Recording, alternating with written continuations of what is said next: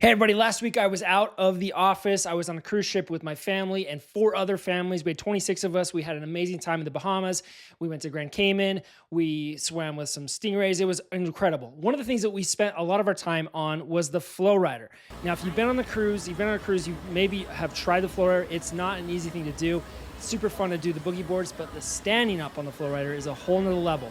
Now, I had to work really hard to figure out how to do it. You get one shot per day to try to stand up and stay standing up and ride the Flow Rider to prove to the activities team that you can do this advanced and you can come back during that hour and ride a lot more, which is what everyone's goal. Well, the people that were trying, their goal was. There's probably 3,000 people on the ship. Maybe 10 people got that done. And I was one of them. I got this white wristband. This was kind of a thing that me and my friends were all trying to get. And my son got it. It was really a fun time.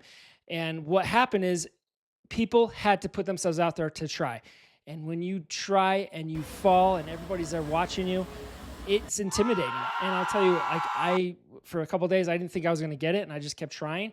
And why I want to tell you this story and why it relates to the employee benefits space and what I do for a living is far too many of us are just following the crowd. There was probably 50 out of 3,000 people that tried. Why did they not try? It's so fun. And of course, maybe they just couldn't physically or they had something else they're worried about. But I'm telling you, there was two people. There was a couple that they go on cruise ships constantly.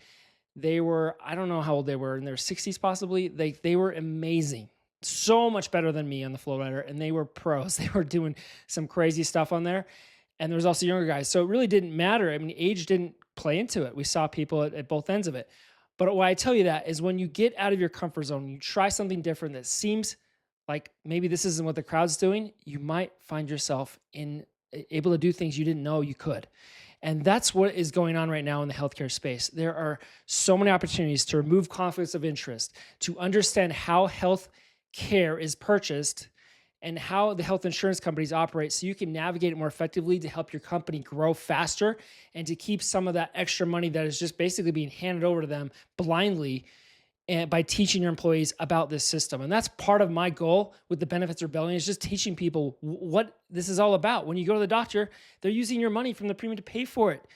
And people just don't even understand how that works. And so it's so important that you get out of following the crowd, stop doing the status quo, and to try to see what you're capable of, because you might find yourself in a much better position, having a better time, having more money, having just things you didn't know were possible because you looked at doing something different from everybody else.